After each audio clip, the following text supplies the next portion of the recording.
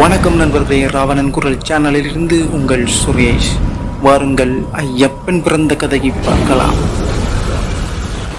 மகிஷாசுரனின் தங்கையான அரக்கி மகிஷி தேவலோகத்தையும் பூலோகத்தையும் ஆட்டி படைத்துக் கொண்டிருந்தாள். அத்துடன் தன் சகோதரன் மகிஷாசுரனின் அழிவுக்கு தேவர்களே காரணம் என கருதி அவர்களை பழிவாங்கவும் மகிஷி முடிவு செய்தாள். அதற்கான சக்தியை பெற மகிஷி பிரம்மாவை நோக்கி தவம் புரிந்தாள். பிரம்மா இவள் முன் தோன்றி வேண்டும் வரம் கேள் என்றார். சிவனுக்கும் விஷ்ணுவுக்கும் பிறந்த புத்திரனால் அல்லாது வேறு யாராலும் எனக்கு மரணம் நேரக்கூடாது என மகிஷி வரம் கேட்டாள்.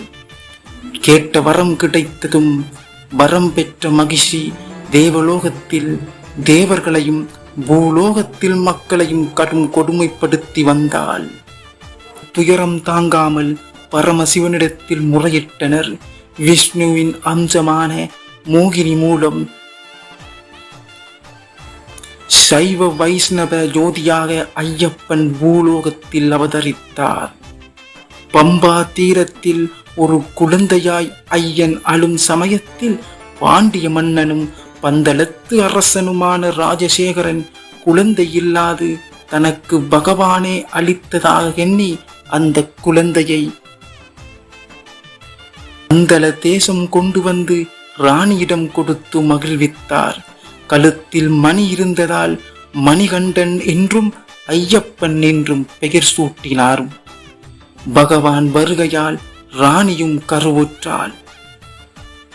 எல்லா லட்சணங்களுடனும் கூடிய பாலகன் பிறந்தான். அவனுக்கு ராஜராஜன் என்று பெயர் சூட்டினான். மணிகண்டனின் வருகையால் தான் தனக்கு எல்லா நலன்களும் ஏற்படுகிறது என்பதை புரிந்து கொண்ட ராஜசேகரன் மணிகண்டனுக்கு பட்டாபிஷேகம் செய்வதற்கு ஏற்பாடு செய்தார். உணர்ந்த மந்திரி மணிகண்டன் ராஜாவானால் தனக்கு செல்வாக்கும் வசதிகளும் போய்விடும் என்று எண்ணி மணிகண்டனையே ஒழிக்க பார்க்கிறான். ஆனால் ஒன்றும் பலிக்கவில்லை. பின் தனது சூழ்ச்சியால் புலிப்பால் கொண்டு வந்தால்தான் மகாராணிக்கு வந்துள்ள நோய் போகும் என்று அரண்மனை வைத்தியர்களை கொண்டு சொல்ல செய்கிறான். இது சூழ்ச்சி என்றும் தெரிந்த போதிலும் மணிகண்டன் புலிப்பால் கொண்டு வர காட்டுக்குள் செல்கிறான். ஐயனின் வரவிற்காக காத்திருந்த தேவர்கள் பகவானை பொன்னம்பலமேட்டில் பூஜை செய்து மகிஷினியால் படும் துயரத்தை கூறினர். மணிகண்டன் தேவலோகம் சென்று மகிஷினியை வென்று பூமிக்குள் தள்ள மகிஷி அழுதாள். நதிக்கரையில் விழுந்தாள். ஐயன் அவள் மேல் நர்த்தன நடனமாடி மகிஷியை உயிரிழக்கச் செய்தார். மகிஷி மீண்டும் சாப விமோச்சனம் பெற்று ஐயனை அடையும் ஆவலை தெரிவித்தாள். ஆனால் தான் பிரம்மச்சரிய நிஷ்டை உள்ளவனானதால் அது சாத்தியமாகாது என்று தான் இருக்கும் இடத்தில் இடப்பக்கத்தில் மாளிகை புறத்தம்மா என்ற பெயருடன் அவர் விளங்கி வர ஐயன் அருள் செய்தார். மகிஷியின் கொடுமை நீங்கியதால் சந்தோஷமடைந்த தேவர்கள் மணிகண்டனை பலவிதமாக துதித்து பூஜித்தனர்.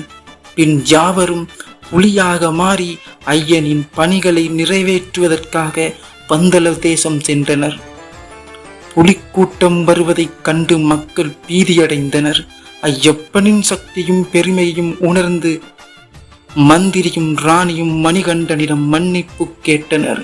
மணிகண்டனும் மன்னிப்பதற்கு எதுவும் இல்லை, எல்லா லீலைப்படி நடந்துள்ளது. நான் பூமியில் எதற்காக பிறந்தனோ அந்த வேலை முடிவுற்றது. இனி நான் தேவலோகம் செல்கிறேன் என்றான்.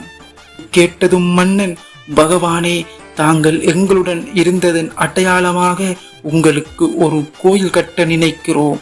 அதை எங்கு கட்ட வேண்டும் என்று சொல்லுங்கள் என்றான்.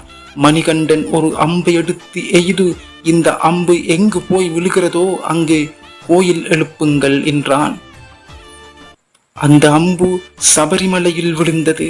அங்கு 18 படிகளுடன் கிழக்கே நோக்கி தனக்கும் பக்கத்தில் மாளிகை புறத்தம்மனுக்கும் கோயில் கட்டும்படி கூறிவிட்டு மணிகண்டனாகிய ஐயப்பன் தேவலோகம் சென்றான்.